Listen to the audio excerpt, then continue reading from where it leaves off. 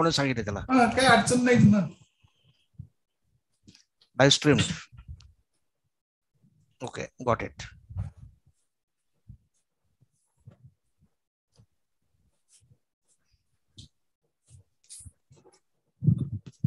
टास्करचा लागतो का फोन? टास्कर सर येते, जॉईन होते. तेवढं आदित्य आहे का? हा, विचारू का? त्या लिंक पाठवायला लागेल आदित्यला. मेल केली त्याला कळते की त्या लिंक.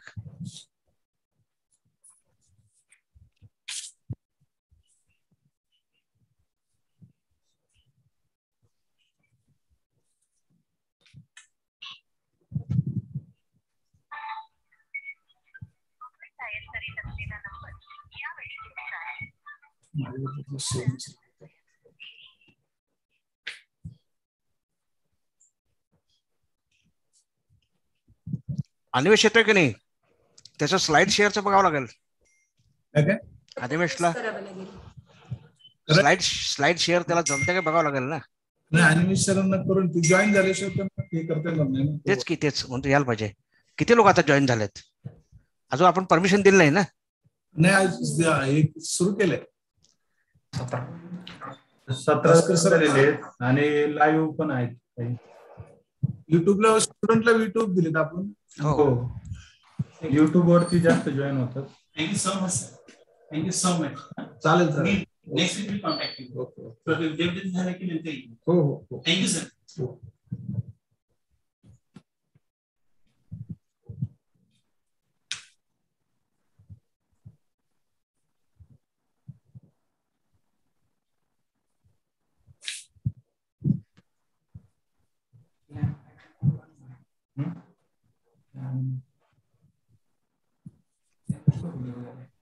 व्हिडिओ नाही देत आपणच करायला.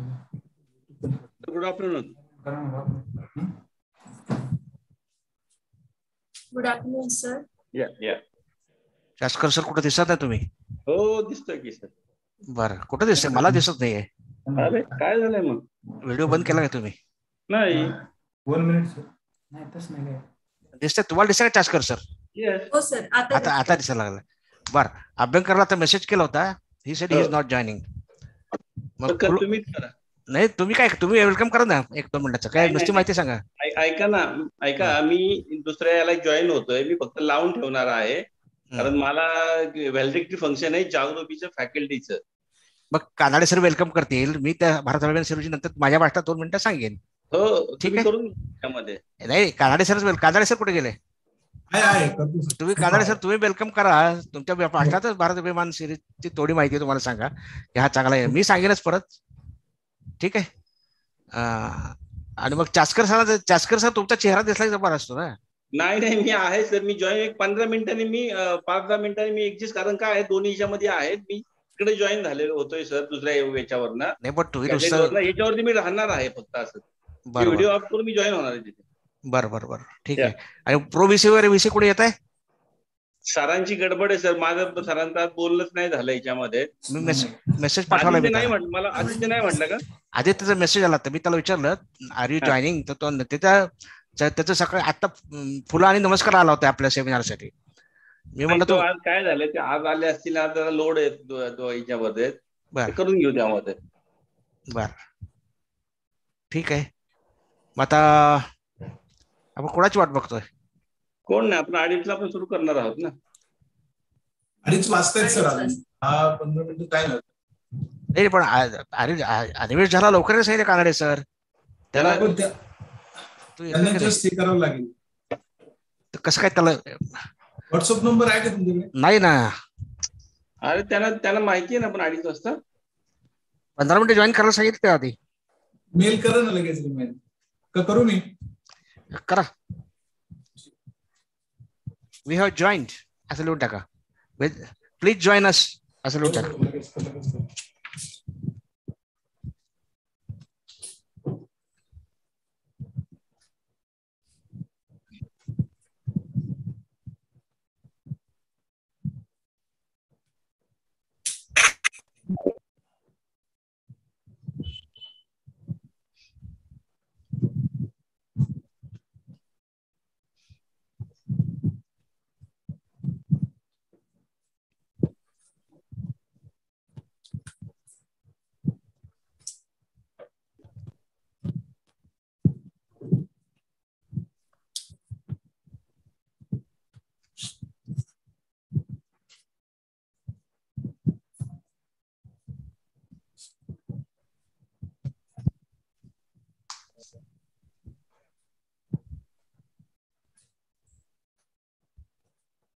सर आली मेल. तुम्हाला मेल, तुमची मेल आली. कुठं कुठे गेला पण?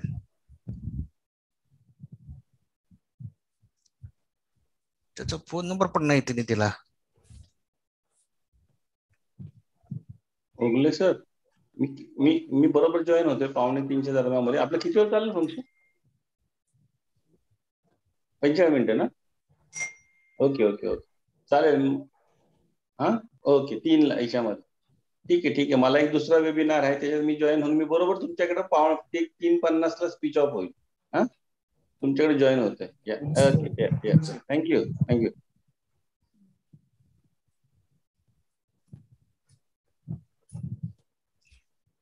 प्रोविसी पण नाहीत ना? नाही येत सर आज.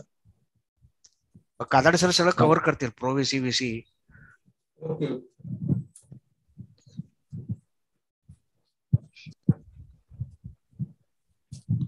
अॅनिमेस सरांचं बघा जरा.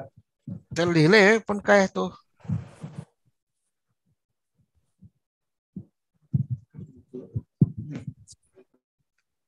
आणि ते दीप प्रज्वलन तुम्ही करणार आहे ना? कानडे सर, त्यांना किती वाजता सांगितले तुम्ही? काय कानडे सरांनी किती वाजता सांगितले झा सरांना? त्या सरांना 2:15 सांगितलं मी यायला. 15 मिनिट, 15 मिनिट्स बिफोर.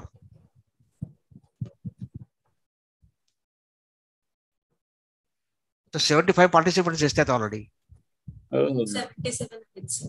हा, अजून जॉईन होत आहेत युट्यूबला सर. येणार आहेत ना सर? हो, असू दे की. Doesn't matter, we can wait for some time. Sir Animesh sir join झाले.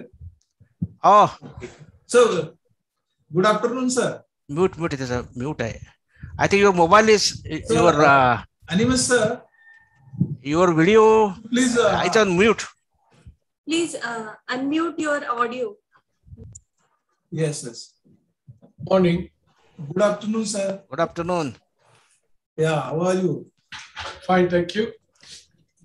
Because before we starting, just we are trying that is whether sound and name. Yeah, that's fine.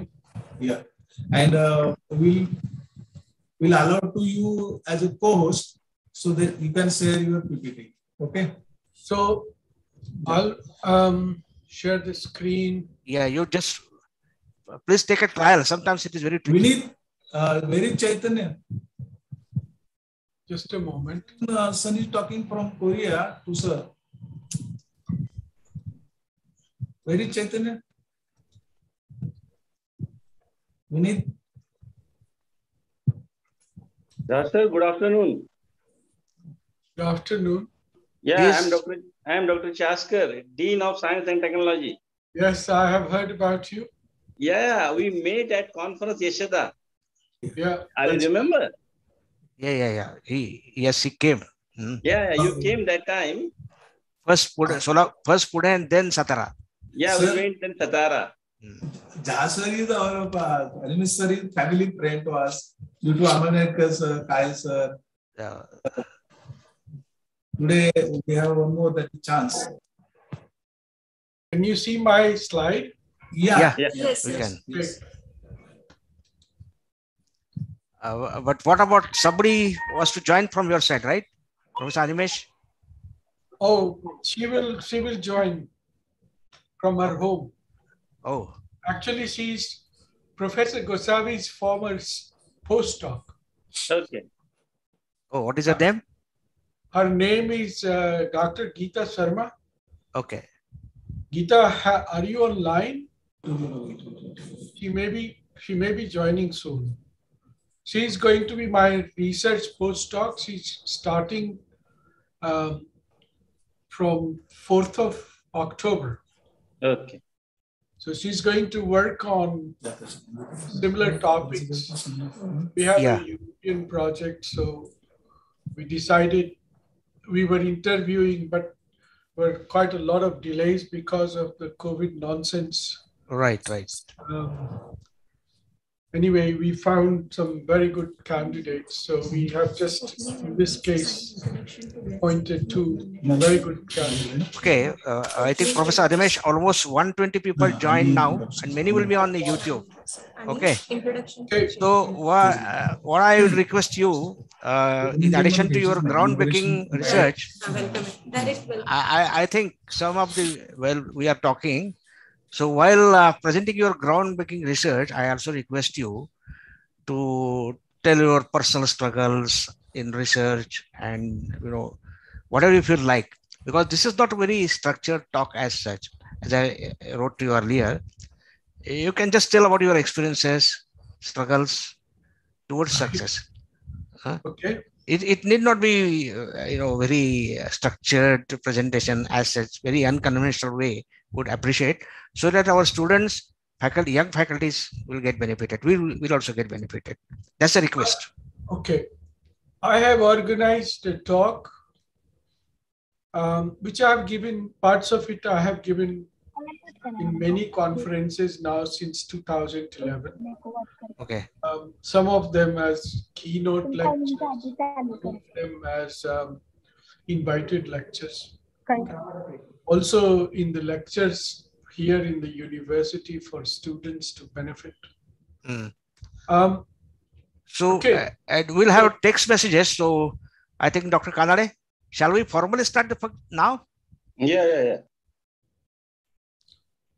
So you introduce me and then I'll start. No. It's typical function. It will be all controlled by Dr. Kanade now. I'll be appearing in picture after some time. Before that, Dr. Kanade? Yeah. Kanade sir, please go ahead. Okay. My name is Animesh. No, wait. We'll just start it formally. Sir, can you just unshare your PPT? Sorry? Unshare. Stop sharing PPT. Stop sharing your Stop sharing PPT. So that we can see the screen. Yes.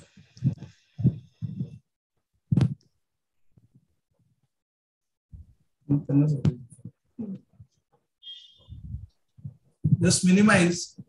Just minimize is okay. I don't know how to minimize. Sir, please stop your screen sharing. View options. I think go on screen sharing option and stop the screen sharing. So you can just click on the escape button first on keyboard. Escape. Escape on the keyboard. Just a moment. Yeah, you can just minimize it and stop sharing it. Okay. Good. Okay. So a very good afternoon to one and all present over here. It gives me an immense pleasure to extend a very warm welcome to the Bharat Abhiman webinar series, an online webinar series organized by Department of Technology, Savitribai Phule, Pune University, in association with Anna Saheb Aute, Arts, Commerce, and Hutatma Babu Genu Science College, Manchar. I extend a very warm welcome to today's guest speaker, Honorable Professor Animesh Jha, University of Leeds, Imperial College, UK. Honorable Professor Nitin Karmalkar Sir, Vice Chancellor, SPPU, Pune. Honorable Dr. N.S. Umarani, Pro Vice Chancellor, Savitribai Phule, Pune University. I also extend a warm welcome to Honorable Dr. Aditya Abhyankar, Professor, Department of Technology, SPPU, Pune, and Honorable Dr. Manohar Chaskar, Dean, Faculty of Science and Technology, SPPU. I also extend a warm welcome to Honorable Dr. Dinesh Amarnerkar, Professor Emeritus, SPPU, Pune.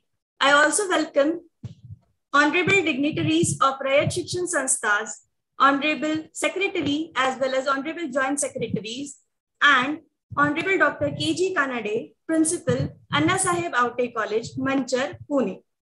I also extend a very warm welcome to all the teachers, research scholars, and student participants across the nation who have joined with us for today's session.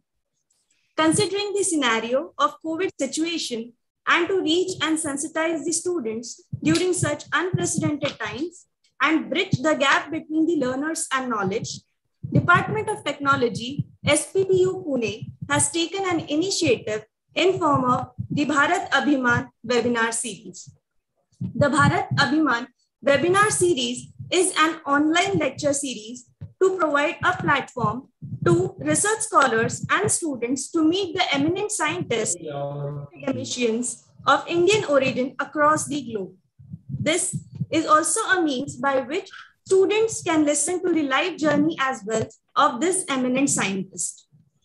Any function, we start with the lamp lighting ceremony, as our tradition says. So light is a symbol of brightness and prosperity as it expels darkness of might. We will have our traditional auspicious lamp lighting ceremony virtually as a tribute to Ma Saraswati, the goddess of knowledge. So I welcome you all to the lamp lighting ceremony virtually.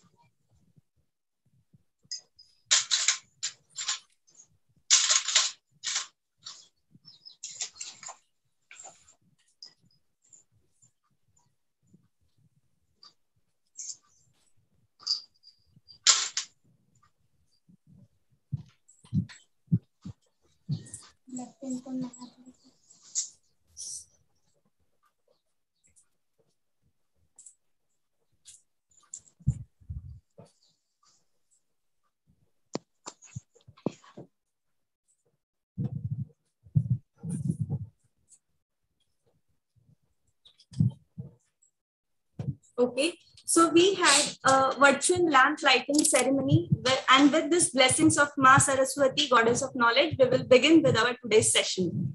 So at the onset, I would like to invite Honorable Principal Dr. K.G. Kanade, Anna Sai Vaute College, Mancha, to deliver a welcome address to all. Over to you, sir. Good afternoon to everyone over here. I warm welcome to all of you to the Bharat Abhiman webinars organized by Raj Shikshan Samsthas Anna Sai Vaute College, Mancha, in association with Department of Technology, Savitribai Phule, Pune University, Pune. I am overwhelmed to welcome our chief guest and eminent speaker for this webinar, Honorable Professor Animesh Jha, Professor of University of Leeds, UK. I also welcome to Vice Chancellor of our university, Pro Vice Chancellor of our university, especially Dr. Karmalkar, Vice Chancellor, and Dr. N.S. Umrani, Pro Vice Chancellors, Dr. Manoj Chaskar, Dean, Faculty of Science and Technology, Dr. Aditya Abhyankar, Department of Technology, Dr. Dinesh Amalnerkar, Professor Emeritus, Savitribai Phule, Pune University, Pune, Honorable Secretary of Raj Shikshan Samstha, Joint Secretary of Raj Shikshan Samstha. It is pleasure for me to welcome all the delegates of the webinar from all over India and abroad. On behalf of Anna Sai Vaute College, Mancha, I welcome all the participants in different categories who are excited to broaden their vista of knowledge through this webinar. As all of you must be aware that Department of Technology, Savitribai Phule, Pune University, Pune, has taken initiative by organizing the webinar under Bharat webinar, Abhiman webinar series to broaden the research horizon of the young research students and scholars, which will prove to be highly fruitful in the upcoming futures. It is proud privilege for me to mention that through the able guidance and idea, Honorable Professor Dr. Karmalkar Vice Chancellors, Honorable Dr. Dinesh Ambenarkar, and Honorable Dr. Manoj Chaskar for this idea of webinar series. This webinar will prove to be a milestone in the lives of young research and students. I am happy to mention that the present scenario number of young generation of research scholars from Asian countries like India are coming forward in various types of research and research attitudes, which is good sign for research in future.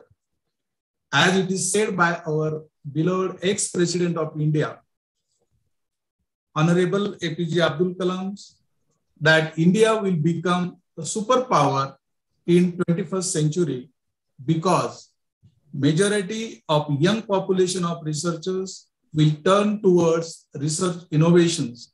And in my opinion, this coming into the reality. The upcoming future in Asian countries is very adaptable for researchers and research scholars as new avenues of research will open for them. As we see, there are many opportunities for researchers in developing countries like USA and Europe. In the same way, in India and other Asian countries, researchers will be in high demand and many doors of opportunity of career will be open for them. The prime objective of this webinar series is to motivate and inspire young research scholars and students to take part in research through the motivational thoughts of stalwarts and eminent speakers in the varied research area and their life journey. In this webinar, we will enlighten by their thoughtful provocation, expertise, and their research journey.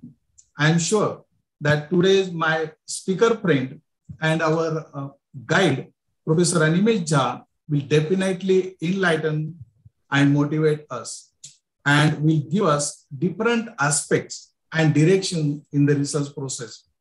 Last but not least, let me take this opportunity to show my sense of gratitude towards Department of Technology, Savitribai Phule Pune University, by providing this opportunity to host and organize this webinar series. It is my pleasure to host you all and to give a platform to have fruitful interaction on various research.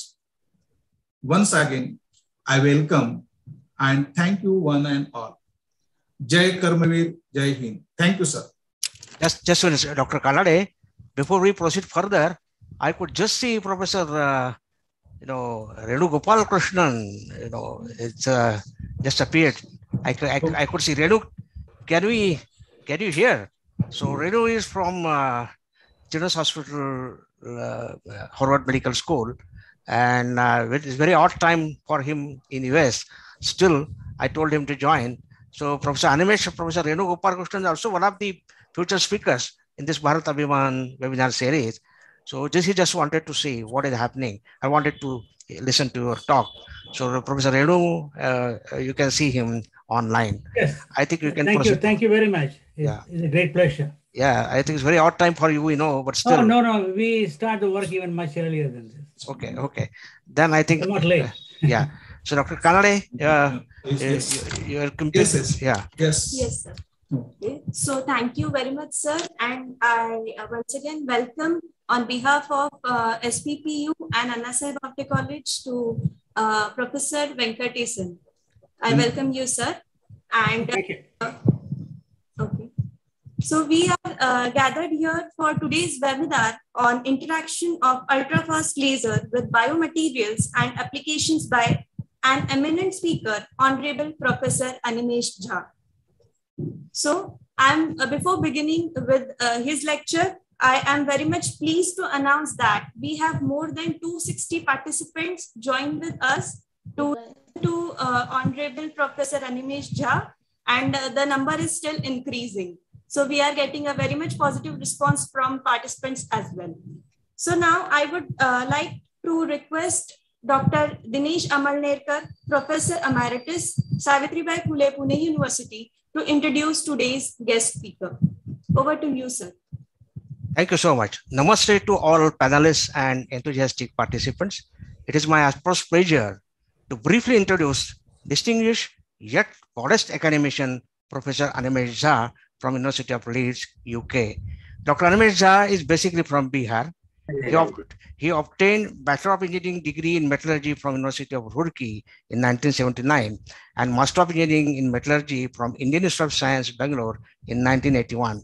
He then moved to Imperial College London for doctoral research and received his PhD DIC, probably you might have seen in the flyer, PhD DIC together in 1984. Probably you might be curious to know, what is this PhD DIC degree? I will try to explain about this puzzling degree, but request Dr. Animesh to throw some more light on that during his talk. Imperial College London was earlier part of the University of London, which is one of the top class universities in the world. I think top 10 universities, one of the top 10 universities. And PhD DIC means PhD is awarded by University of London, and DIC, that is Diploma from Imperial College, is simultaneously awarded by Imperial College London. In the quest of multidisciplinary research experience and excellence after receiving PhD, Dr. Animesh Jha pursued his postdoctoral research initially at Purdue University, USA, from May 1985 to November 1986, and subsequently at University of Sheffield, UK, from December 1986 to April 1989. Professor Animesh served as a lecturer in material science engineering at Brunel University, UK during 1989 to 1996, and as a reader in materials processing at University of Leeds during 1996 to 2000. From 2000 onwards, he's a full professor of applied material science at University of Leeds. Professor Animesh has impressive academic credential in terms of more than 430 research papers in peer-reviewed international journals and elite conference proceedings. He holds more than 45 international patents. His Google Scholar H index is 46 with more than 7,600 citations. He has delivered more than 100 invited talks, plenary lectures, and keynote addresses worldwide. He has been honored with prestigious fellowships by Royal Society of Chemistry, Institute of Physics London, and Optical Society of America. Currently, he has been focusing on multiple research interests ranging from glass and mineral science, optical fibers, bulk and waveguide lasers, and amplific device engineering, pulse laser processing, restorative tissue engineering, and tissue diagnostics. All of us are curious to get the sense of his cross-border research in today's webinar. May I now request Professor Jha to give his talk, please. Professor Animesh Jha, please.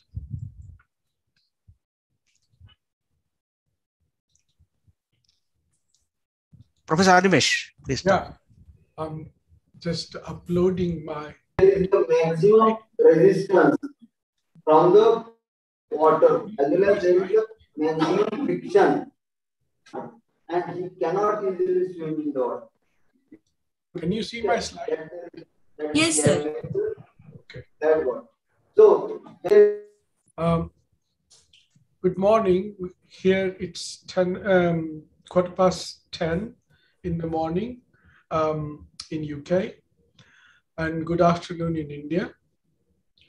Let me start a very brief introduction how I came to know colleagues in Pune, particularly at CMET lab, then Prof. Kanade, and then colleagues at University of Pune, including the distinguished Vice Chancellor, whom I met in 2019, just before pandemic.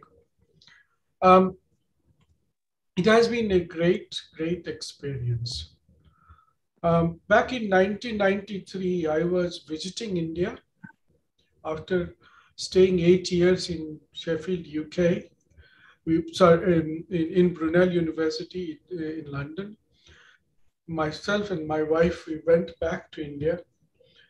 And during that time, British Council also gave me some money to explore new collaboration. So I wrote to CMET lab, and the then director, Dr. Shetty, was very welcoming And Pune lab was just about to start in rental accommodation, basically. And at that time, I also met Dinesh, whom I treat as a very good friend, Dr. Kale, who is now executive director at CMED. And that's how our friendship grew. Very, very important to have very good friends whom you trust and build scholarship, confidence, and develop new knowledge. And that's how the journey began. My life history, very, very briefly. I'm the youngest son in my parents' family. Both of my parents are not anymore, sadly. But being the youngest, I would say for me was partly advantageous and partly disadvantageous. Mom was very, very fond of grandchildren, so I yearned for her attention, but couldn't get, so I got attention more from my dad. Dad afforded time, encouraged me to pursue interest in reading, especially English literature and science. He used to bring me wonderful books of science, and he and I will sit down and read.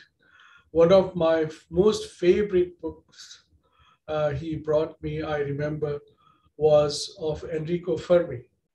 I still remember it. And when I visited in 1993, I still saw that book in Dad's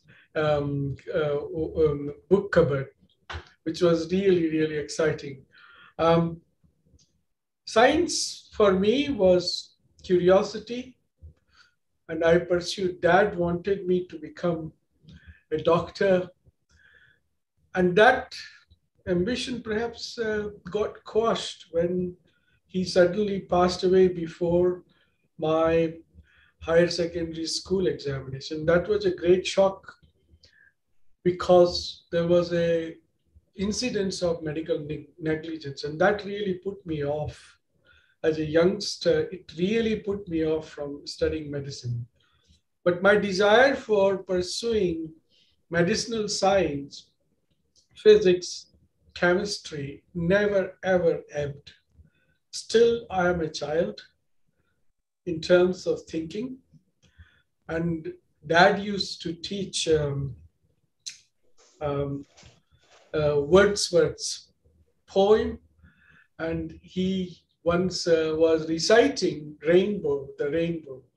And he said, you know, it takes a long time to understand Wordsworth, particularly the last line, the child is the father of a man. And I tell you, it did take a long time to understand that. Only 10, 15 years ago, I understood the true meaning of the child is the father of man. Is the childlike innocence you inculcate in your life to pursue your interest and get enthralled by the rainbows, in the new things you see on the horizon of science and life. And that's what drives you forward. So that's a very, very short, brief journey. I also liked playing outdoor games, and I was very, very good at cricket. It taught me great things. Winning match was a great achievement, collective achievement. For me, it was not an individual achievement. It was always a collective achievement. And I would say to young people, instead of spending time on phones, please go and play with your teammates. It brings a cohesion, a social cohesion, an understanding of team spirit, which is totally invaluable. Once you miss that, time is gone. And winning together is one of the most enthralling experience you will find in your life.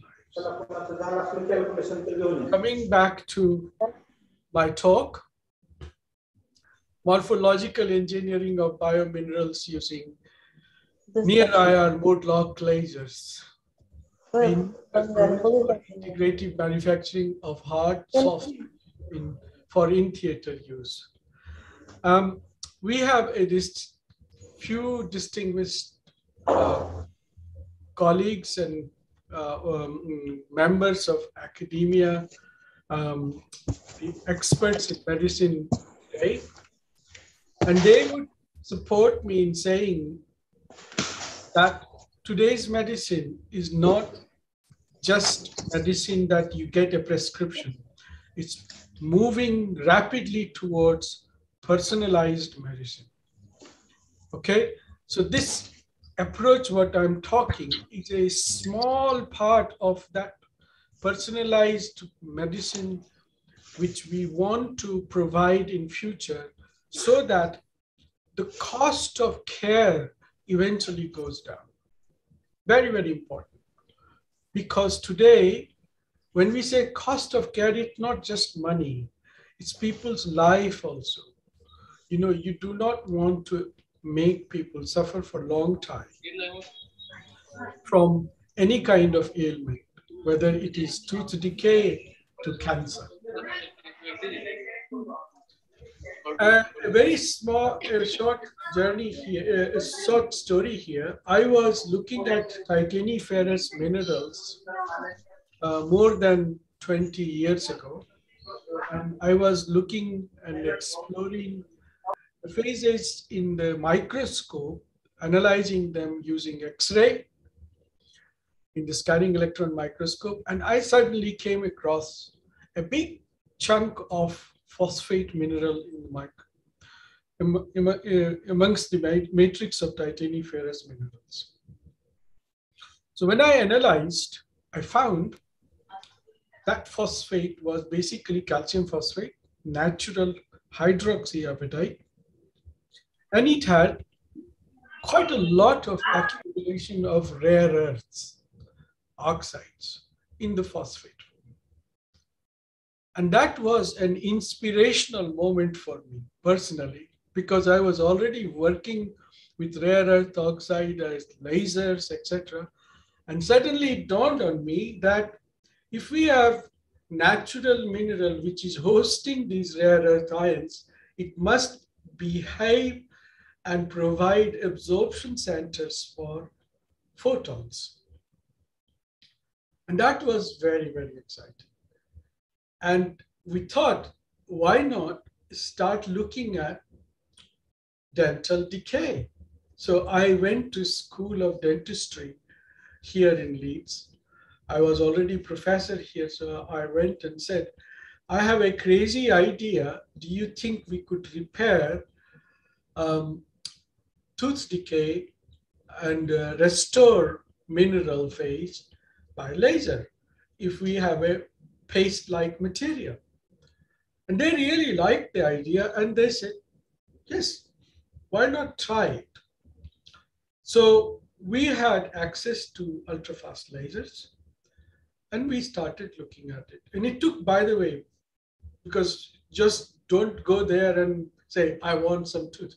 It took from that time another 3 years to get things going properly, because we needed money, we needed ethically approved tissues, and then we started experiments. So this is basically a journey which started back in 2003, 2004 as a curiosity. First experiments were done in 2007-8. And then proper experiments were done in 2010 onwards. So basically we picked up momentum from 2010. So it's basically last 10 years.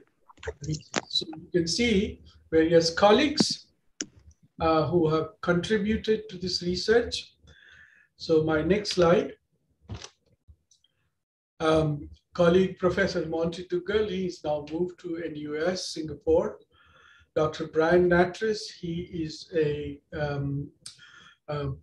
restorative dentist.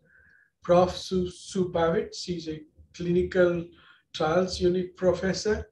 and other colleagues from dentistry who have helped me in pursuing this research, testing for toxicology, genetic toxicology, all kinds of other things which are required.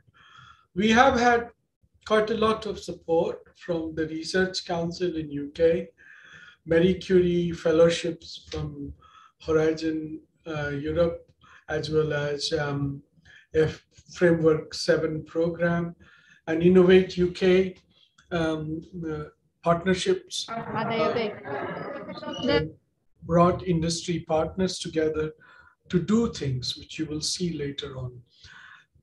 One important point I would like to say, medicine research or biomaterials research, if you are seriously intending to develop technology that would go to clinic, is extremely challenging. Let me point this out and you can investigate yourself. Extremely challenging. This is not something you could sit in your office, think about it, write a model, and publish a paper in Nature, right? This is a truly, truly team effort. Logistics are very, very important, okay? So I'd start with a condition which is known as Dentine Hypersensitivity. It is, I will explain that why it happens and how we all suffer from it at some time. State of the art in the treatment and practice, the concept of medical device technology and what kind of materials we are using, types of mode-lock pulse lasers we used, results with morphological changes, including brushing trials, and progress towards clinical research and first in human trials, how we are planning that, not yet reaching the goal, ultimate goal is to translate this technology to hospital. So what happens in, why do we have hypersensitive tooth? The reason is our eating and drinking habits inflict injury on enamel. And if you look at the enamel here on the right-hand side at the top, the surface of the enamel is lost because of the oral acid attack. Presence of bacteria produces acid, and combined with the acids in the fruits, food we take, this attack can be quite aggressive and enamel can be lost. It exposes dentine, which is shown here at the bottom. Once this dentine is exposed, the dentine microstructure is full of porosity. It's basically a microscopic tubular channel. Once it's open, the fluid from the oral environment recede into this channel, move backwards and forwards, and touch the nerves at the bottom of the channel, which then causes pain. Remember, enamel has no blood vessels. So once you lose this enamel, it is permanently lost. Because there is no blood vessel, there is no repair mechanism. This is quite important point to remember, that body repairs lots of its parts, damaged part, because of the circulation system we have, wonderful circulation system. Overzealous brushing of tooth can cause other kinds, can cause damage. It can also damage the gums. Once you have receding gums, then larger surface area is exposed and you have a greater damage on the tooth. So tooth hypersensitivity is basically the cause of the microscopic fluid channel, disturbance in the fluid channel, which touches your nerve. And this happens because you've lost your enamel. And that is the cause of the pain. That is what starts the pain. If you don't take care of hypersensitivity, eventually the decay process takes place. And over a period, one may lose a tooth. It's a global problem. It's not just age-related problem, but more commonly these days, we see in hospitals, young children have very, very poor dentures. Some of them have very little tooth because the way they eat or drink. Aging population, as we are living longer, the cases of hypersensitivity is increasing. Combined with hypersensitivity, one could also face another condition which is called tooth wear. Eventually, tooth becomes thinner and it can break. So these are very common features of tooth, what we call the tooth surface loss. The condition is generalized as tooth surface loss. What happens really? What are the treatment procedures? So what you have currently is a photoactive polymer which is applied onto the surface of the tooth.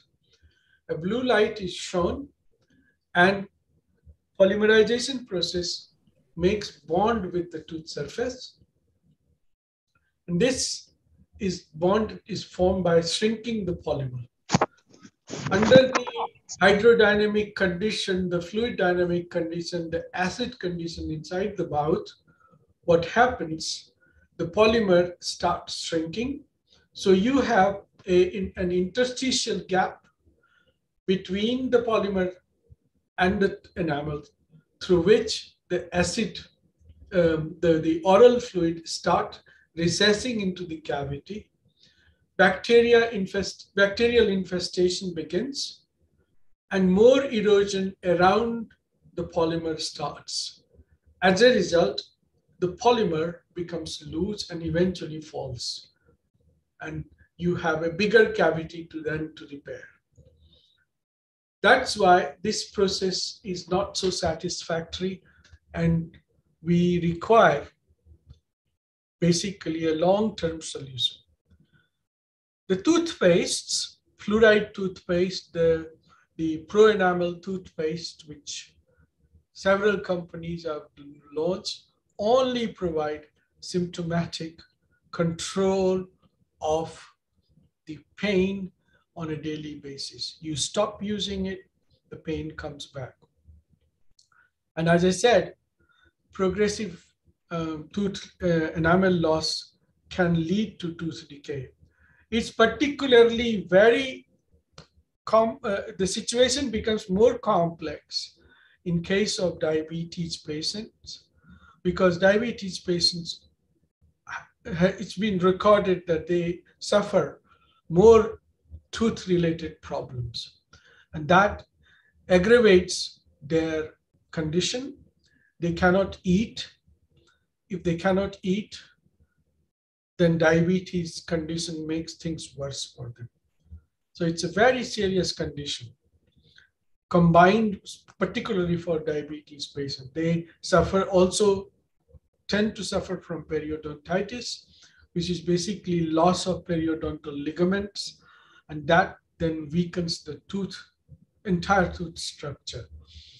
And as you know, because of the poor circulation in the body, the repair mechanisms are seriously compromised in cases of diabetes patients. So that's something to note, and it's a common problem. In UK, we have 2.2 million people suffering from diabetes. Damage to periodontal ligaments and the nerves in your gums is also a root cause of microscopic bacteria entering through the microvasculature system of the body and then traveling into main bloodstream is now known in literature to cause increased risk of arteriosclerosis, i.e. hardening of the arterial pathways in the arteries in the heart. It is also linked with knee-related problems and increased damage to the brain. So conditions like what we see, the neurodegenerative diseases, are also linked with this microscopic bacteria, which finds entry through mouth, and particularly damaged gum. So oral care in nutshell is very, very important. Okay, next slide. What is our vision? The vision is very simple, actually. If you think about inkjet printer, the ink comes out through the laser, through an orifice, is sprayed onto a piece of paper, and a laser processing provides you an imprint, which is fixed onto the paper. And that's how the inkjet printing works. So the idea for me was very simple, that if we have something, a mineral, which is more acid resistant than the human natural enamel, and if we use a laser which does not cause collateral damage to the surrounding tissue, can we repair these acid eroded enamels? That was the big research question. And that's how, what I call a childlike thinking. Can we do this sort of thing? Can we make this toy? That's very important in science. And I would encourage all of you to think in that way. No question is a bad question. Maybe people who do not know how to answer your question, that's the problem. Not the question can be bad. Majority of cases, curiosity-driven questions are very important questions. And in today's world, it is very important to think that way, because you think outside the box and provide a solution. Because if you are inside the club, your thinking cannot change, because you will be prejudiced by what your peers have said to you. And it's important to think independently. And it's important also to remember, we brought a technology just by coincidence, because I was working on an ultrafast lasers with my colleagues at St. Andrews University and Cambridge University here in UK. I was leading a very big project at the time, making all kinds of lasers and amplifier devices. So when we saw these ultrafast lasers, I started discussing, can we take these lasers into medicine? And that was my question. And that's where one of the important things came together. It was just not a coincidence. It was also things coming together, very, very important. Okay. So if we then wanted to do it, because I didn't know much about biomaterials at the time, I knew quite a lot about laser processing, laser engineering, working towards system engineering for making a laser. So this is basically a diagram, concept diagram, which we presented to the European Union and Research Council, and they really liked it. And both of them gave us money to work on it. The European Union gave us money to develop industrial consortium. UK government gave us money to develop basic science and engineering that would lead to some kind of manufacturing.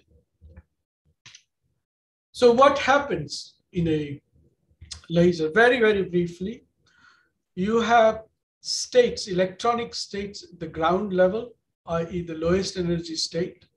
And if in the in a crystalline phase, you have metastable states. You excite the electrons from the ground state to an upper metastable state. The state may relax to a lower level. And if this gap between the lower level and the ground state is large, the photons will be emitted. The state will not relax via what we call phonon vibration, i.e., the energy will not come out as heat, it will come out as photons because the gap is very large. Quantum mechanically, that's what happens. When this kind of transition you see and you bring another coherent source of signal, coherent source, which is resonant with this level between the metastable state and the ground state, you see signal amplification, which is what we'll call stimulated emission.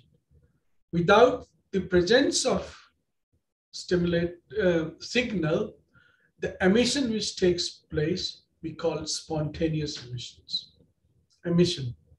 So in a laser, if you set up a laser cavity, the energy of that cavity can be given by the frequency of the photons we generate, which we call photon packets, and how many photons we generate, which is basically your Planck's equation. Then another thing you have to look at it is, are these photons coherent, i.e. their angular momenta are very similar? Is there a dispersion of angular momentum across that?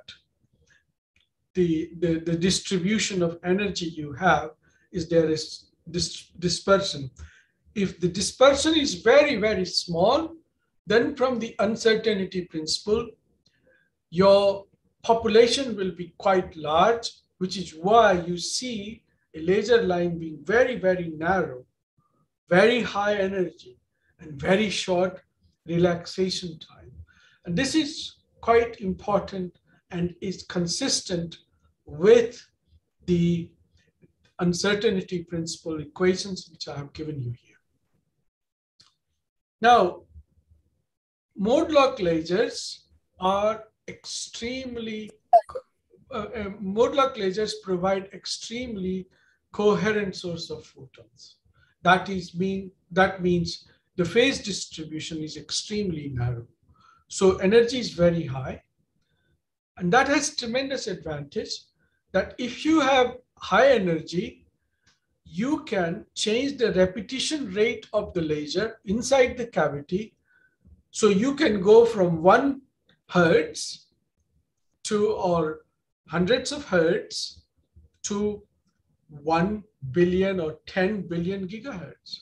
Because the energy is fixed, if you divide the fixed energy by 10 billion, the energy per packet becomes extremely small.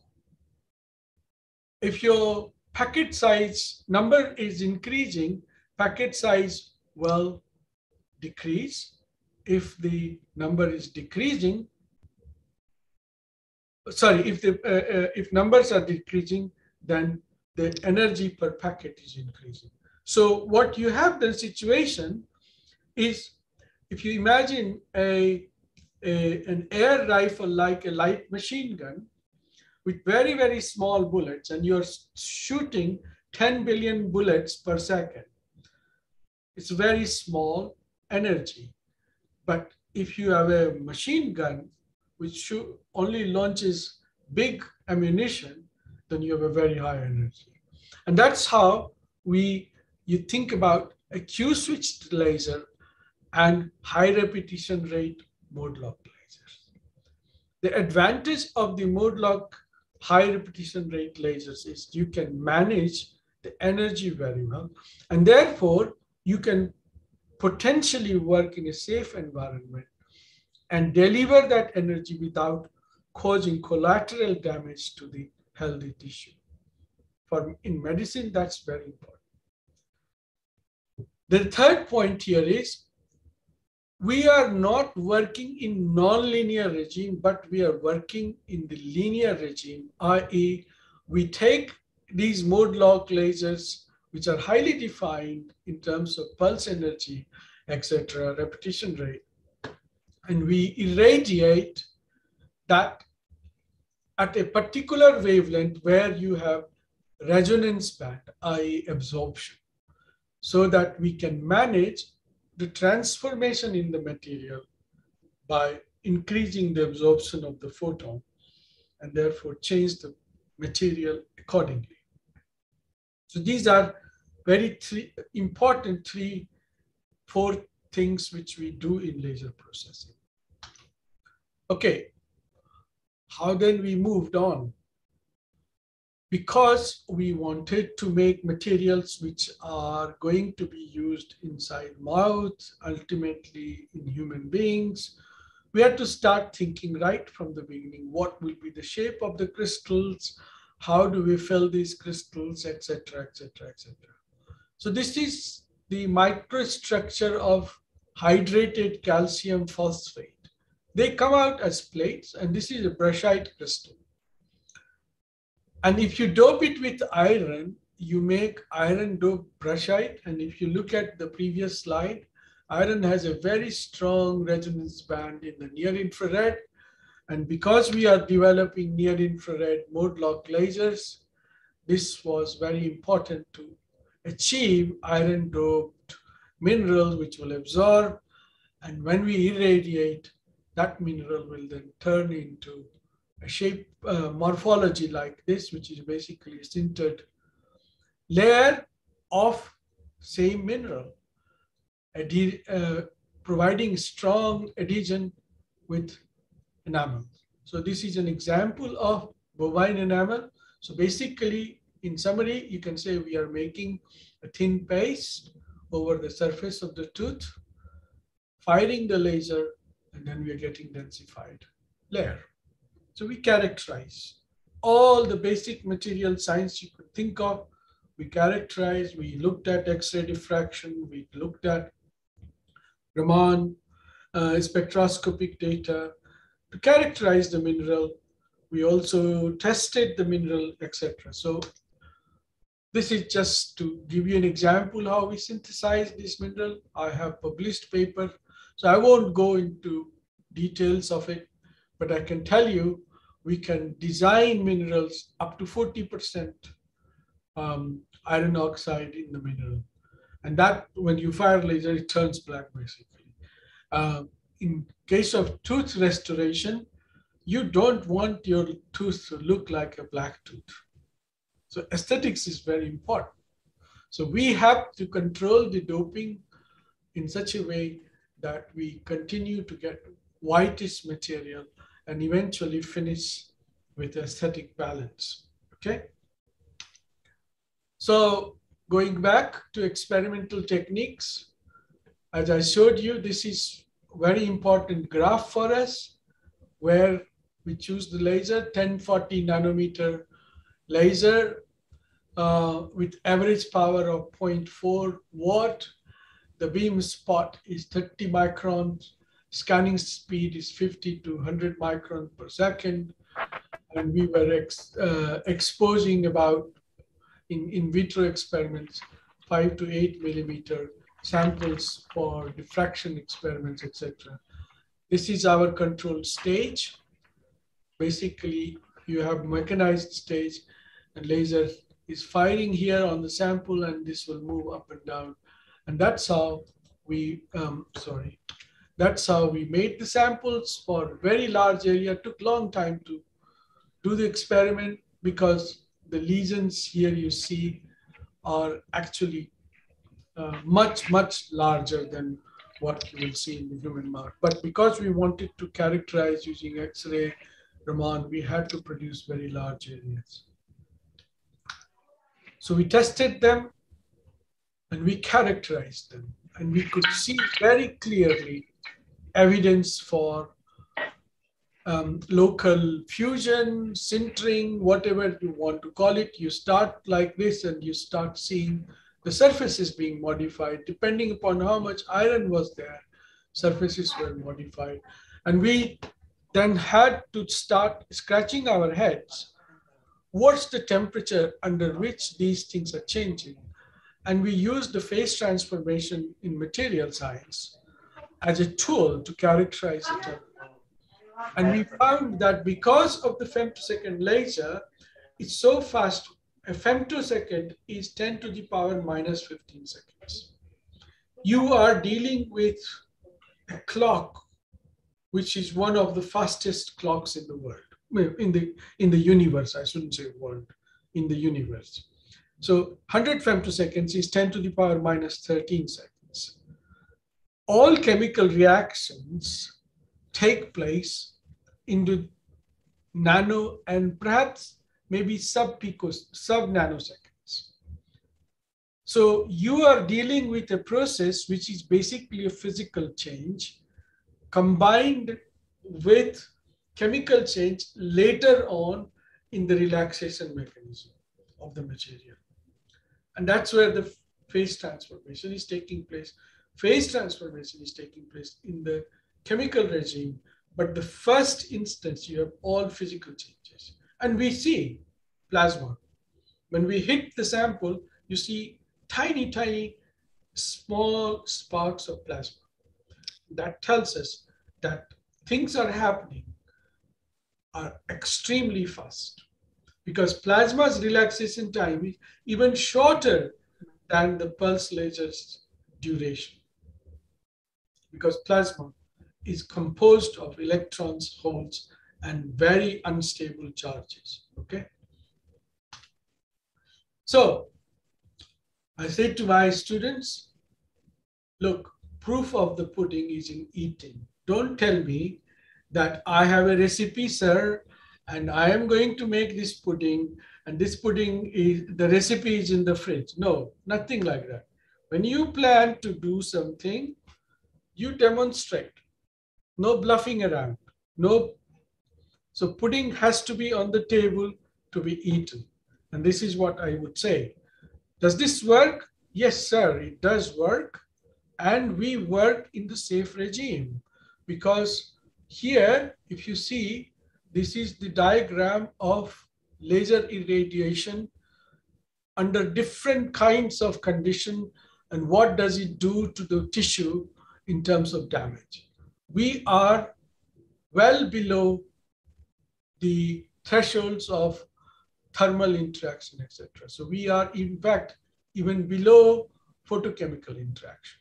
So these are really safe regime for restoration of tooth. We have been doing experiment and doing brushing trial, and after brushing trial, we are characterizing using profilometry how much mineral has been lost, and we are measuring that loss, and we find when we have our iron doped mineral, there's very little loss of mineral from the surface after 3 to 4 weeks of brushing trials, which is a NIST specified test, which is what we have adopted because we have to be compliant with the standard tests.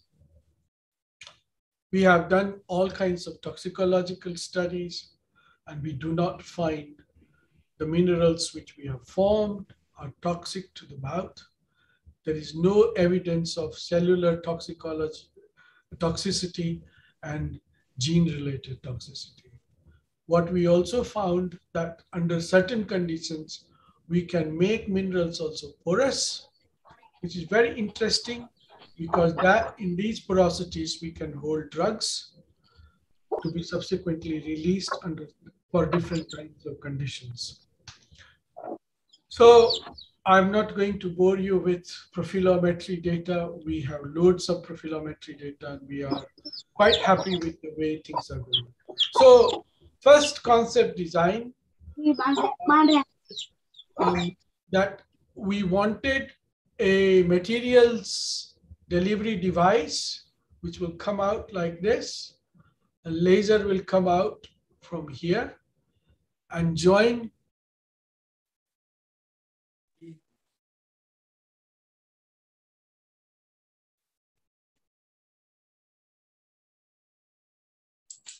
Sir,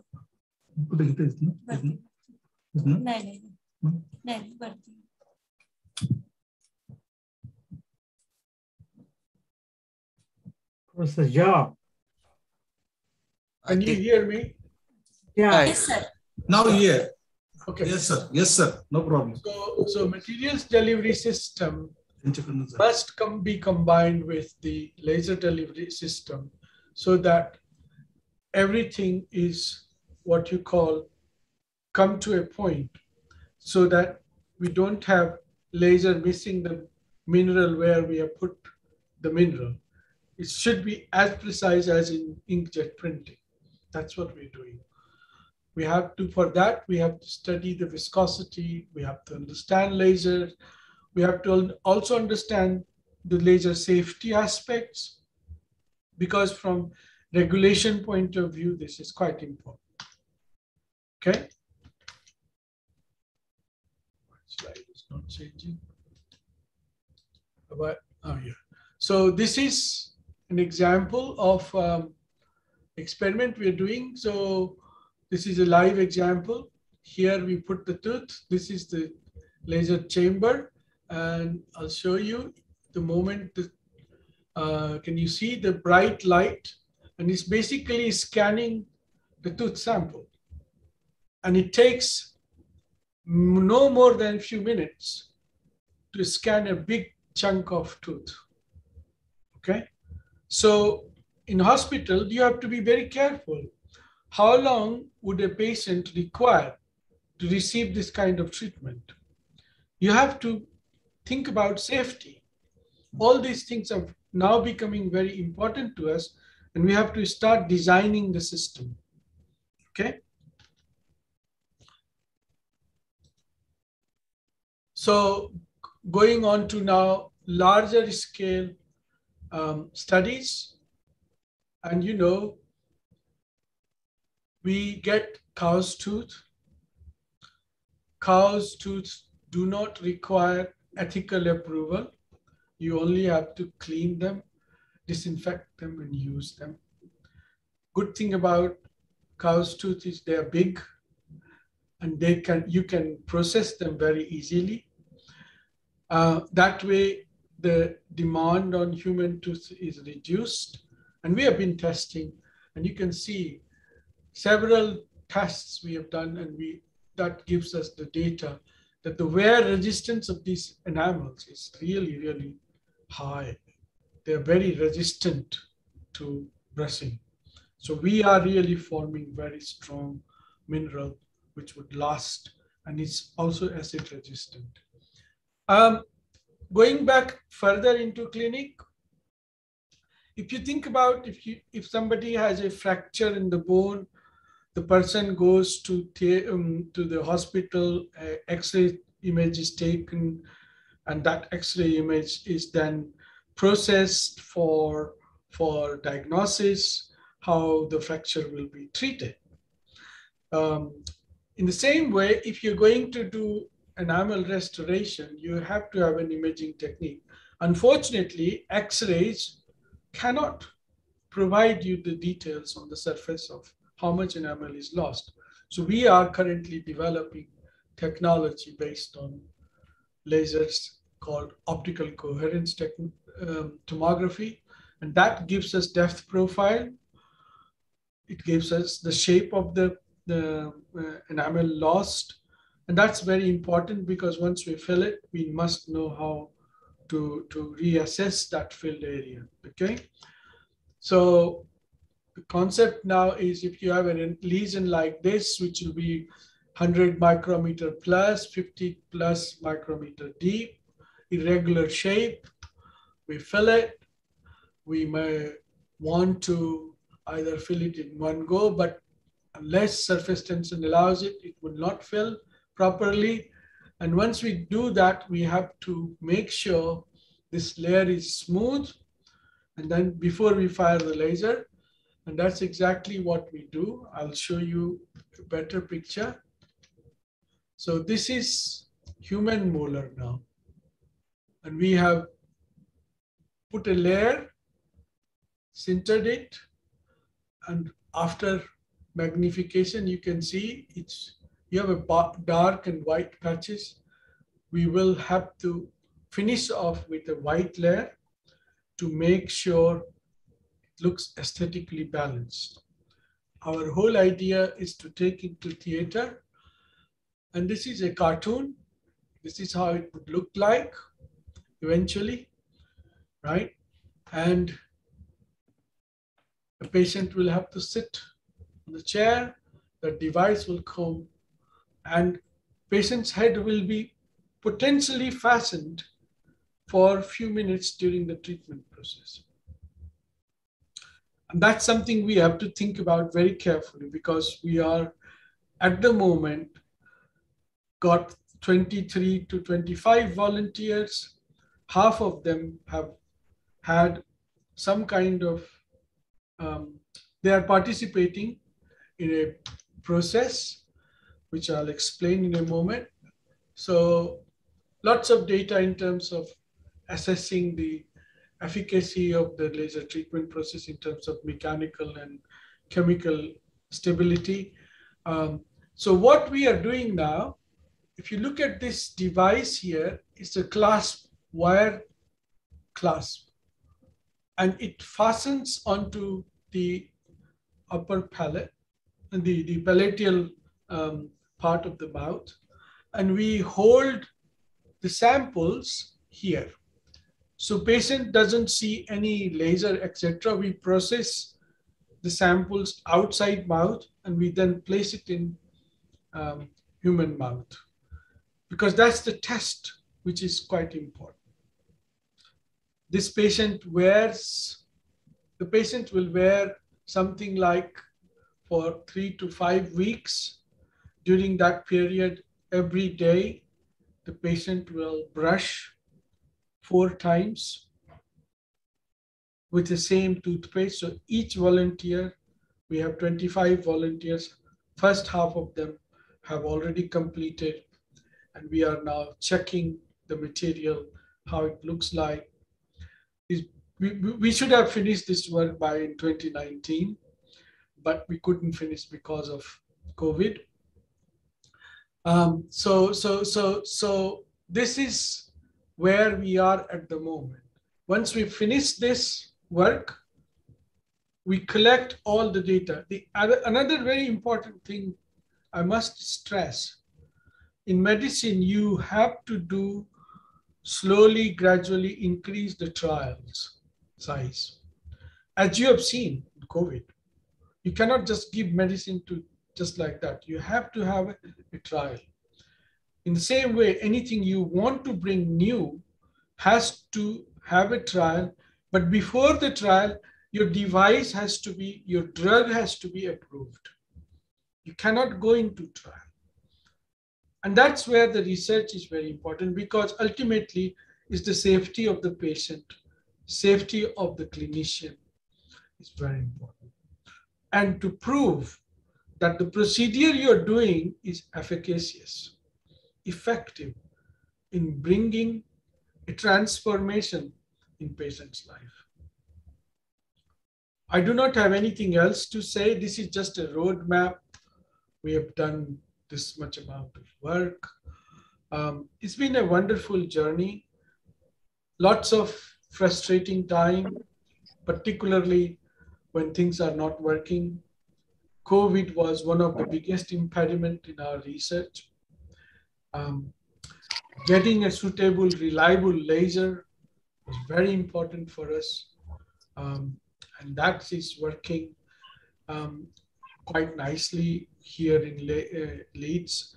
So we are now expanding our laser capability, laser processing capability. And just to finish, this is our vision. So once we finish this work, I want to also focus on gum session. And you know, I don't know how many of you use dental floss, but be careful. Cleaning your tooth around by doing this kind of rope pulling experiment. You're not drawing water from the well. You know, I must say that rather crudely, because that's what a lot of people do, and they damage their tooth. People do aggressive brushing. That's very damaging. You should not be brushing teeth more than 1.5 minutes, and maybe twice a day after a big meal. If you are a big fizzy drinker, make sure you also have a bottle of water with you. When you finish fizzy drink, you must drink water because it really brings the pH to the neutral level. And that's very healthy for tooth and gum. Taking care of enamel tooth loss requires extremely painful surgery. And that's something we are currently looking at. We are also looking at restoring fractured bone, including osteoporotic bone, how we take care of osteoporotic bone because the bone really thins.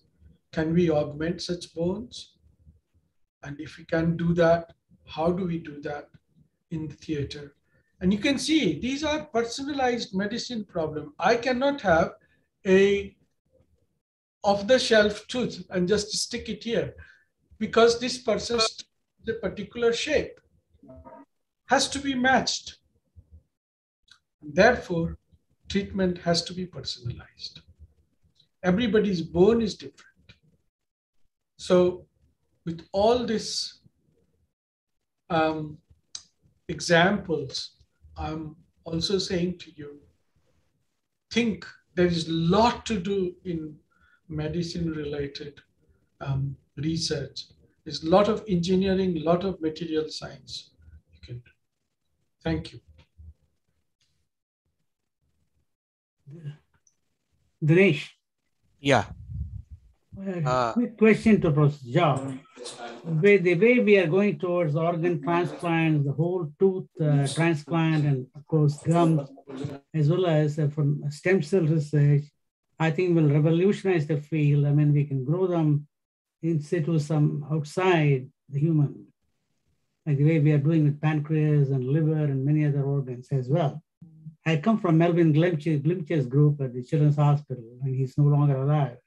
So we've done quite a bit of work on the enamel proteins, amelogenin and amelogenesis, and so on and so forth.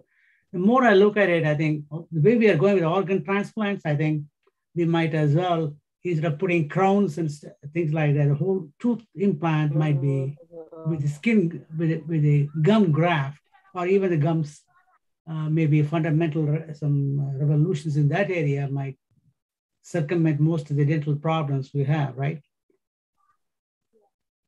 Yeah, Prof, very true. This is where what I said personalized medicine, but think about also, and I don't want to preach you, to forgive me for that if I am trying to. Precision medicine is also very important, particularly when you want to augment certain things or you want to deliver things precisely to the point. That's quite important. And lasers are capable of that. The advances we are now seeing in lasers is just phenomenal. And rising to the challenge and accepting some of these laser technologies is absolutely critical for bringing transformation in medicine. The problem you have, if you make a device, as the regulations are changing, definitely in US, Western Europe, including Brexited UK, I'm ashamed to say this because I'm a very much, I like the European philosophy because it's a much better philosophy than this philosophy of isolation. Anyway, medicine-related regulations are dramatically changing for better. And two big transformations are taking place is how not to use so many animals in the studies. That's where artificial intelligence and robotics is making a big transformation. Okay.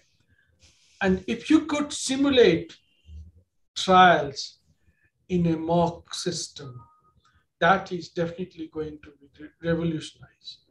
So, and there you really require precision, very much so, particularly for accessing internal organs. You know, we had so many drugs for so many vaccines over past 12, 15, 18 months. But so far, we don't have anything to prevent inhalation of dangerous viruses. Think about that. How we can stop that? Are there any effective technology? I constantly think about that, and I haven't found solution yet. But this is an important question. Right. Yeah, so much obsessed with the SARS-CoV-2 that we don't have any time even for many things. Yes, it's aggressively taken over us. Thank you, Professor Joe. Very nice lecture. Thank you. Are there questions from the students and faculties? You can type text messages and then we can read and Dr. Animesh can answer. Are there questions? Yeah, sure. Ask or read it for me if you can. So we have a few questions. Yeah. Chat box, where is chat? I don't see the chat box. So there is no chat box. Okay, you are getting questions. Okay. Please read. Yes. One. I cannot hear you. Stopped.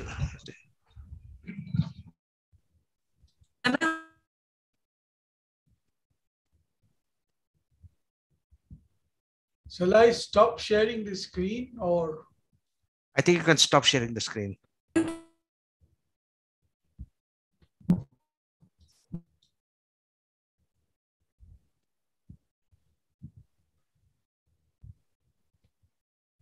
I cannot hear. Yeah.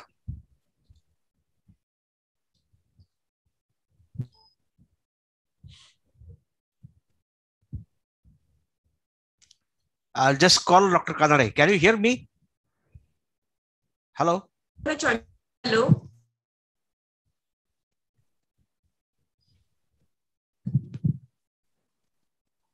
Hello? Yeah, we can hear you.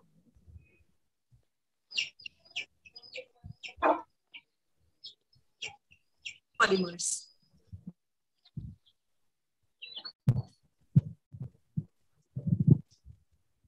Hello?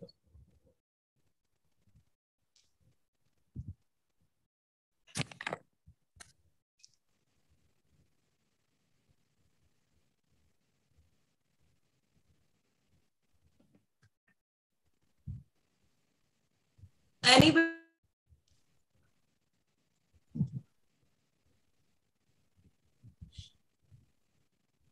Your voice is disrupted. Yeah, can you hear Animesh? Can you hear me? I can hear you. What happened to? I'll call Kanade and find out. I think they should come out and join again. Maybe that would help. No. I'll just find out. I think poor internet I could see, Yes. in case of Dr. Kanade, poor internet I could see, the red ones here. So can you hear? Can you read the question, Dr. Kanade? Hello? Yes, sir. Yeah. Why did you read? Or Photopolymer properties. I think there's a disturbance in sound quality. I can see there's a poor internet connectivity.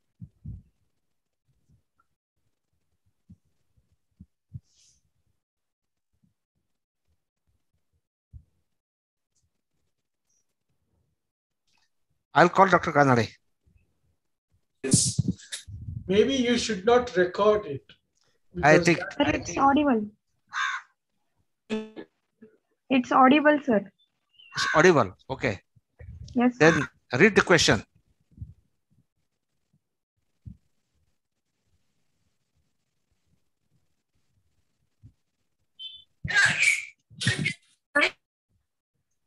Please read the question. So, which are the favorable properties the photopolymer should have? Photopolymer cannot have the same property as the natural enamel because its chemistry is completely different. You are talking about a polymeric material which has very large expansion coefficient compared to a natural enamel which has significantly small expansion coefficient. If you put a large expansion coefficient material over small expansion coefficient, it tends to peel off. That's a natural thing because that's a stress. That's what stress does. So you cannot match it unless you grow nanometer layer by layer by layer of mineral and polymer. That will happen. Then everything will be okay. Because we have done this experiment. We made epitaxial growth of polymer and glass on nanometer scale, and it was stable. We published paper back in 2012. And we actually were doing this work for waveguide fabrication. And we demonstrated that we can make a waveguide in polymer glass composite. But this was a nano composite. So polymer has to be, unless the polymer has the same expansion coefficient and has adhesion property with the enamel, you will not be able to adhere a polymer. That's the problem. Yes. Is there any other question from students community? Can you read? Sir, I have one question, sir. I have one question. Yeah. Yes, sure. Sir, in your talk, you talked about that we are working in a linear region and not non-linear. What does it mean? Linear regime means it follows Lambert-Beer's law. Is that Geeta? Yes, sir, I'm Geeta. Sir. Okay. Yeah, I could recognize your voice. Yeah. Yes, so, yeah, Geeta, because we are working in linear regime, because you're working, we are following Lambert-Beer's law. So basically, it's a linear absorption, not non-linear absorption. In non-linear absorption, you have multiple photons accumulating to coming together to go to a very high energy state.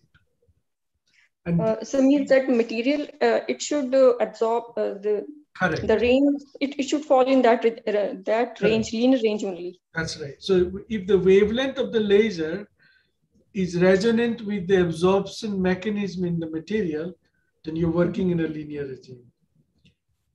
Okay, sir. Okay.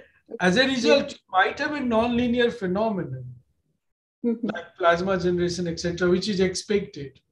Yes, sir. Yes, sir. That's why I asked that, because plasma generation, it is mostly due to non-linear processes. But that's the effect of linear absorption, not the consequence of the starting from the non-linear absorption and then looking at the plasma. No, I got it, sir. I got it. Okay. Yes, sir. So, Professor Adhimesh, are you conducting some clinical trials? If you are, what is the size, clinical trial size? So we are now, as I was saying, if you look at the last two slides I showed you, the volunteers are wearing these clasps. Okay. And these are processed material outside mouth because we cannot take lasers in the mouth. Because that's a regulatory process. We cannot do that. That is going well. We have finished 12 volunteers last week. I've got samples coming back to the lab, I have to run Raman. I have to run all kinds of things, test profillometry, how much wear loss is there. And this is, for me, a worrying time because we are doing something completely new. And if we get good data, first thing we have to do is to publish the article. Or file a patent. Oh, patent. Well, it is very important because in medicine research, and Prof will tell you, Prof Venkateshan will tell you, it is important to publish your result also for peer assessment. Okay? So you have to do that. And when you do that, then you are in the next level. And if your peer review process has been successful, which is what we have been doing from 2011-12, continuously publishing the article, releasing it without compromising the patent position. So that's a difficult challenge. But in clinical trials, how do you check the placebo effect? Yeah, so this is where the image will become very important. Just like you're in fracture of bone, you do X-rays. We cannot rely on X-ray because we have to develop a completely new tool. So we are developing imaging tools at the moment, which will give us a depth profile before the restorative procedure, fill it, restore it, take another picture, and continue following it up in the standard dental clinic. Okay. That's how it will happen. Yeah. Another curiosity question is, sometimes we can see the black stains on the teeth, even if the people do not eat tobacco and stuff like that. And people are, because I heard that's related with the iron enrichment. Is that true? Is it something to do with iron? Yes. Because when you have iron enrichment of the tooth, your tooth will start turning black in the oral environment because we do see that evidence. Okay. It's a kind of optical effect, but iron will remain in a mixed state of 2+ and 3+. Okay. Okay. So if you look at magnetite, for example, magnetite is dark gray, reddish gray color, right? Whereas hematite is rusty iron, brown red color. So if in the mouth, it is very difficult to maintain hematite because pH is below 5.5, definitely below 6. And hematite is unstable in that pH. So how to get rid of black stents? Basically, you may have to provide color sensitive, recolor it. That's where things like laser could be very useful. Oh. But it doesn't harm, but looks bad. Yes, it doesn't harm, but it looks bad. I mean, you just think about people who lose tooth. Do you know the psychological trauma for that particular person? It becomes a social stigma. People will not go to the party. They will not speak because they can see there's a tooth damage. And we teach this thing to everyone. Don't try to stigmatize anybody because of certain problems in their lives. It's very important. When you do, this is something which I learned in the last 23, 24 years. The moment I came in contact with the doctors, wonderful experience, wonderful transformation in your life, how they treat and how courageous these people are. I go to operating theater to see bone surgery. I've been 5 times. and I've never stopped going. Only during the COVID I stopped, and it really helps me to understand engineering challenges, and that's quite gratifying for me personally. Very, very interesting. Well, I could see, a big transformation in you, right? From metallurgical engineering to a photonic physicist to maybe medical scientist now. Because I remember when I heard you for the first time a couple of years ago, I was surprised to see the depth of physics which you had commanded. I asked you a question. You said it was not very easy for you. You have to burn the midnight oil for that.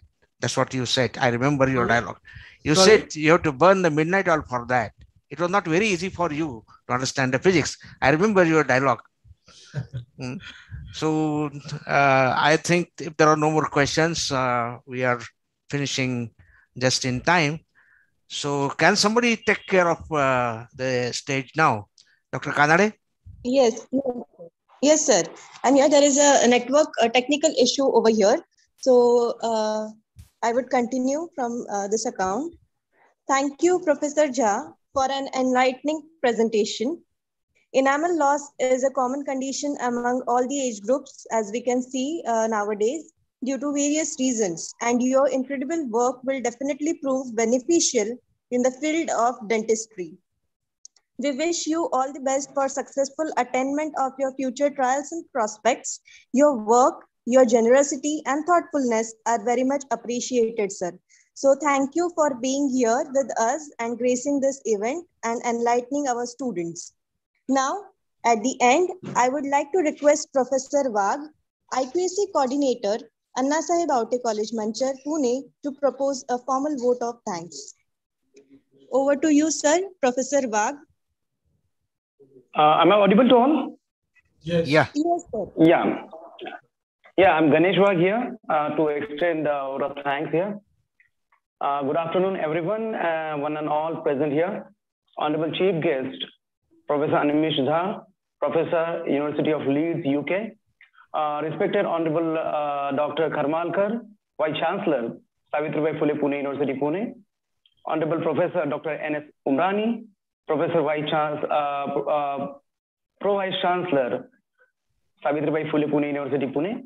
Honorable Dr. Manohar Chaskar, Dean, Faculty of Science, Savitribai Phule Pune University, Pune. Dr. Aditya Abhyankar, Department of Technology, Savitribai Phule Pune University, Pune. Dr. Dinesh Amalnerkar, Professor Emeritus, Savitribai Phule Pune University, Pune. Honorable Vittal Shivankar, Secretary Rai Shikshan Samstha Satara. Honorable Pratibha Gaikwad, Joint Secretary Rai Shikshan Samstha Satara. Honorable Venkateshan Renu Gopal Krishna, and our principal, Dr. K.J. Kanade, and all the participants. It is an honor for me to get this opportunity to thank you all, the dignitaries, on behalf of the Anna Sahib Aute College and Department of Technology, Savitribai Phule Pune University. I extend a warm welcome to the people in the gathering. I would like to express my gratitude to all esteemed delegates of the webinar for their presence and contribution to make this webinar a great success. I extend my gratitude to our honorable chief guest, Animesh Jha sir, Professor, University of Leeds, UK, to take out time from his busy schedule to grace this event. Thank you, sir, for inspiring and encouraging us with your words on this special day.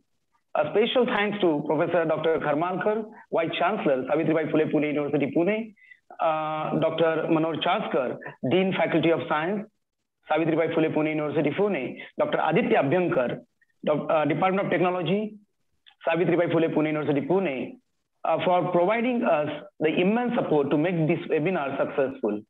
I extend my gratitude to Honorable Joint Secretary and Secretary of Rai Shikshan Samstha Satara for giving us this permission and for this auspicious presence.